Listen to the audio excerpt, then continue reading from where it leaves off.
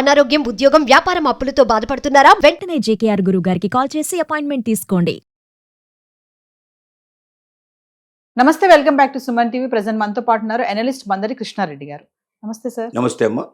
Sir, Trump యొక్క మరి అరాచకం అనుకోవాలా, డెసిషన్స్ అనుకోవాలో తెలియదు కానీ వీసా విధానంలో కానీ స్టూడెంట్ విధానంలో కానీ చాలా కూడా డెసిషన్స్ వస్తూనే ఉన్నాయి. మరి ఈ క్రమంలో చాలా మంది ఏంటంటే యుఎస్ఏకి పక్కన పెడితే దుబాయ్ వెళ్ళి సెటిల్ అయిపోవాలని చూస్తున్నారు. దుబాయ్ కానీ సింగపూర్ కానీ, అంటే అక్కడ కొంచెం ఫెసిలిటీస్ కానీ ఇవన్నీ కూడా బాగున్నాయండి. ఇంకా చూస్తే ఎన్ఆర్ఐలు కూడా ఇక్కడ నుంచి అక్కడికి వెళ్ళి సెటిల్ అవ్వాలనుకుంటున్నారు. ఒక్కసారి ఎందుకు అంటారు దుబాయ్ వర్సెస్ అమెరికా అంటే ఏం చెప్తారు? ట్రంప్ రెండోసారి వచ్చిన తర్వాత చాలా కఠినమైన నిబంధనలు పెట్టడం, ముఖ్యంగా వలసదారులకి, ఇతర దేశాల నుంచి వచ్చి అక్కడ స్థిరపడేటువంటి వాళ్ళకి కఠినమైన నిబంధనలు పెట్టడం వల్ల చాలా మంది అక్కడ ఉండలేని పరిస్థితులు ఏర్పడ్డాయి. స్టూడెంట్స్కి అయితే బయట ఉద్యోగాలు చేసే అవకాశాలు లేవు. యూనివర్సిటీ ఉద్యోగాలు మాత్రమే చేయాలి. అవి చాలా లిమిటెడ్గా ఉంటాయి. ఓన్లీ 3% to 5% పీపుల్ మాత్రమే ఉద్యోగాలు దొరుకుతాయి. 95% ఉద్యోగాలు దొరకవు.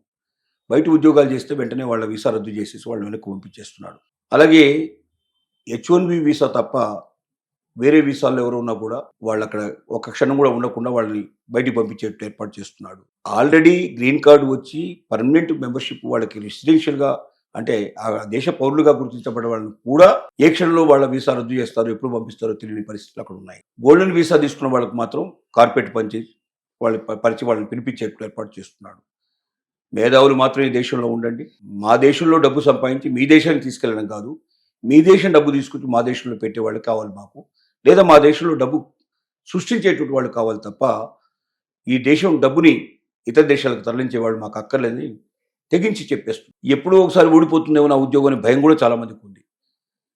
అమెరికాలో ట్రంప్ వల్ల ఉద్యోగం ఊడిపోయేదానికన్నా మనం ముందు జాగ్రత్త పడి ఇంకా 2 సంవత్సరాలు ఇంకా ఉద్యోగం ఉన్నా కూడా, ఇంకా H1B వీసా అవకాశం ఉన్నా కూడా వాటి వదిలిపెట్టేసేసి ఎక్కువ భాగం దుబాయ్కి వచ్చే ప్రయత్నం చేస్తూ ఉన్నారు. కొంతమంది సింగపూర్ కూడా వెళ్ళి ట్రై చేస్తూ ఉన్నారు, వెళ్తున్నారు, వెళ్ళి స్థిరపడుతున్నారు ఆల్రెడీ. కారణాలు ఏంటంటే దుబాయ్లో ప్రపంచంలో ఏ దేశంలో లేని కొన్ని సౌలభ్యాలు ఉన్నాయి. ఇన్కమ్ ట్యాక్స్ కలెక్ట్ చేయని దేశం దుబాయ్. దాదాపుగా చిన్న దేశాలు కూడా చాలా ఇన్కమ్ ట్యాక్స్ కలెక్ట్ చేస్తారు. అరుదుగా కొన్ని దేశాల్లో మాత్రమే, వేళ్ల మీద లెక్కించదగిన దేశాలు మాత్రమే ఇన్కమ్ ట్యాక్స్ కలెక్ట్ చేయవు. దాంట్లో ఇంత అభివృద్ధి చెందిన దేశాల్లో దుబాయ్ ఒక్కటే ఇన్కమ్ ట్యాక్స్ కలెక్ట్ చేయని దేశం. ఇన్కమ్ ట్యాక్స్ అంటే మీరు ఎంత సంపాదించుకుంటారో అంత డబ్బు మీదే. రెండోది ఏంటంటే రిస్ట్రిక్షన్స్ చాలా తక్కువ, ట్యాక్సెస్ చాలా తక్కువ, తర్వాత రిలాక్స్డ్ లైఫ్. ముఖ్యంగా భారతీయ కల్చర్ ఎక్కువ కనబడుతుంది.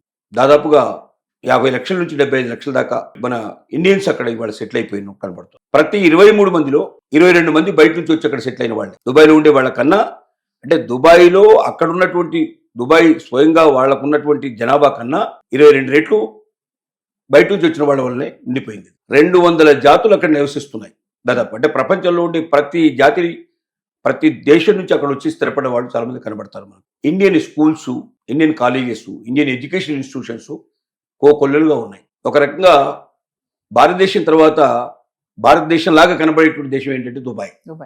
మనం బయటికి వెళ్ళామంటే మన భాష మాట్లాడే వాళ్ళు దొరుకుతారు. మనం గట్టిగా అరిచామనుకోండి, మన భాషలో 10 మంది పరిగెత్తుకుంటూ వస్తారు. అంటే అంత దగ్గరగా ఉండేటువంటి అవకాశాలు ఉన్నాయి.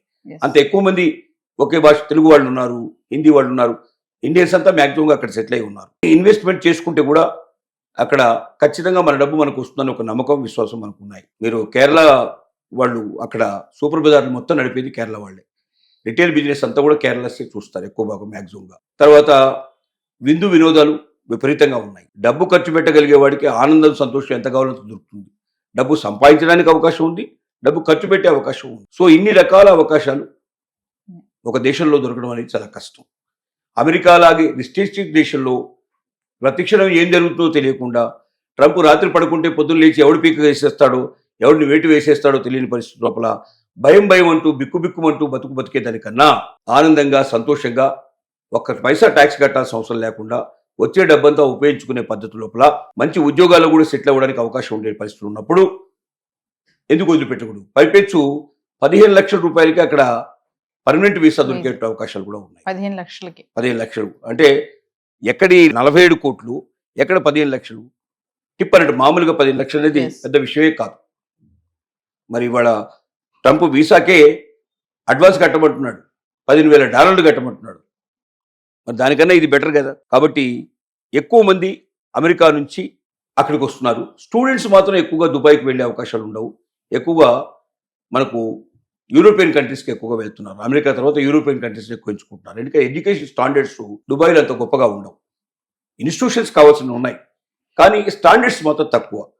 కాబట్టి స్టూడెంట్స్ కన్నా ఎక్కువగా ఏంటంటే ఉద్యోగం కోరుకున్న వాళ్ళు, ఫ్రీడమ్ స్వాతంత్రత కోరుకున్న వాళ్ళు, అమెరికన్ విధానాలు విసిగిపోయిన వాళ్ళు, ట్రంప్ యొక్క చేష్టలకి బాగా బాధపడుతున్న వాళ్ళు చాలామంది ఇంకా 1-2 సంవత్సరాలు మనకు తనకు ఉద్యోగ అవకాశాలు ఉన్నప్పటికీ ఆల్రెడీ ఉన్న ఉద్యోగంలో ఉన్నవాళ్ళు, వ్యాపారంలో ఉన్నవాళ్ళు కూడా అక్కడి నుంచి వదిలేసి మెల్లమెల్లగా దుబాయ్కి ఎక్కువ మంది వస్తున్నారు. సార్ అంటే ఫైనల్ గా చూసుకుంటే ఇప్పుడు మన ఇండియన్స్ అందరూ కూడా దుబాయ్ క్యూ కడుతున్నారని అనుకోవచ్చు అంటారా? క్యూ కడుతున్నారని చెప్పకపోయినా అమెరికా తర్వాత నెక్స్ట్ ఎంచుకుంటున్నటువంటి దేశం మాత్రం దుబాయ్. అంటే స్టూడెంట్స్ కాదు, స్టూడెంట్స్ కాకుండా ఉద్యోగాన్వేషణలో వెళ్ళే వాళ్ళకి హైయెస్ట్ జాబ్స్ దొరకకపోయినప్పటికీ మిడిల్ జాబ్స్ వస్తున్నాయి. అంటే మరీ లోయెస్ట్ కాకుండా హైయెస్ట్ కాకుండా మధ్య రకమైన జాబ్స్ ఎక్కువ ఉండే వాళ్ళు ఇక్కడికి వచ్చే ప్రయత్నం చేస్తున్నారు. ఎవరైతే అమెరికాలో హైయెస్ట్ పోస్ట్లో ఉన్నారో వాళ్ళకి అక్కడ పెద్ద చింత లేదు. వాళ్ళని అక్కడ వదులుకోవడానికి అమెరికా సిద్ధంగా లేదు. కాబట్టి వాళ్ళు రావడం కష్టం. తర్వాత ఉండే వాళ్ళు ఎవరున్నారో వాళ్ళకి అవకాశాలు మెండుగా ఉంటాయి. ప్రపంచంలో ఏ దేశంలోకి వెళ్ళినా మెండుగా ఉంటాయి. కాబట్టి వాళ్ళు ఏం చేస్తున్నారంటే అక్కడ ఉద్యోగం వదిలిపెట్టినా మనకు దుబాయ్లో ఉద్యోగం గ్యారంటీగా దొరుకుతుంది. దుబాయ్లో ఈ రిస్ట్రిక్షన్స్ లేవు. మనం కావాలంత సంపాదించుకోవచ్చు. ఎంత ఆనందపడాలో అంత సంతోషపడడానికి అవకాశాలు ఉన్నాయి. ఎందుకంటే అక్కడ క్లబ్లు కానీ పబ్బులు కానీ రకరకాల ఆనందాలు సంతోషాలు పొందడానికి ఎంటర్టైన్మెంట్ రిక్రియేషన్ కావాల్సినంత ఉంది. ముఖ్యంగా ఇండియన్ రిక్రియేషన్ పొందడానికి ఇండియన్ సినిమాలు కానీ ఇండియన్ సంబంధించినటువంటి అక్కడ వేరే రకమైన రిక్రియేషన్ సంబంధించినటువంటి అనేక రకాల అవకాశాలు దుబాయ్లో ఉన్నాయి. ఒక రకంగా సెకండ్ ఇండియా అని చెప్పుకోవడానికి ఒక అవకాశం ఉంది. అని మనకు ప్రభుత్వం నుంచి ప్రకటన ఏమీ లేకపోయినప్పటికీ ఒక రకంగా సెకండ్ ఇండియా లాగా ఉంటుంది.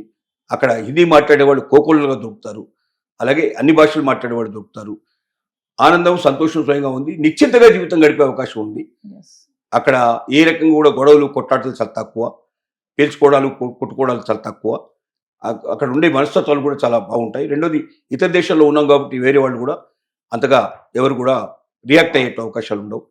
ఒక నిశ్చింతమైన జీవితం గడపడానికి అవకాశం ఉందని మాత్రం చెప్పుకోవచ్చు. Thank you.